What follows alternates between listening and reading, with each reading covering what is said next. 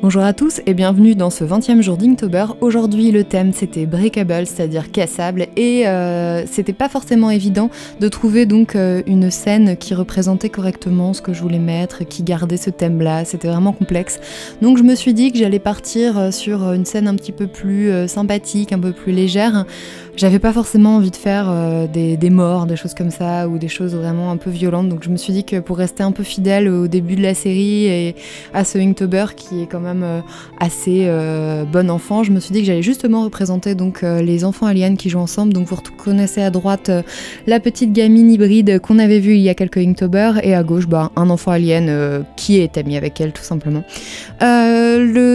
La composition de l'image était assez simple, je l'ai trouvée assez rapidement, et puis en plus comme j'ai commencé à faire la mise en page des Inktober pour l'artbook, d'ailleurs si l'artbook vous intéresse n'hésitez pas, c'est dans la description. Donc comme j'ai commencé à faire la mise en page, à scanner mes différents Inktober pour mettre en page l'artbook, je vois un petit peu ce qui me manque dans ce livre, et donc j'avais envie de faire en fait des doubles pages qui peuvent se répondre, et donc je pense que je l'utiliserai pour une des doubles pages. Donc voilà, j'avais envie de faire un peu cette composition triangulaire, et j'aime beaucoup ce feuillage en arrière-plan qui amène en fait le regard vers le centre de l'image et de la composition. Voilà, au niveau de la couleur, je suis partie sur des palettes de couleurs un peu simples, c'est-à-dire des couleurs analogues, donc jaune, orangé, bleu, vert. Et une fois que j'ai commencé à mettre ça en place, c'était assez simple, et finalement en fait j'aime plutôt le dessin final, il reste assez dynamique, malgré quelques petites erreurs d'anatomie et quelques petites erreurs de composition. Mais bon, ça fait partie aussi du game, c'est Inktober, donc forcément il y a du plus et il y a du moins, mais au moins ça force à produire régulièrement. Et c'est toujours un plaisir de travailler sur ce papier que j'ai repris et que je vais continuer à utiliser jusqu'à la fin. Merci beaucoup pour tous ceux qui me suivent et qui suivent encore cet Inktober. Je sais que j'ai pas mal de retard, là on est le 1er novembre quand j'enregistre cette vidéo,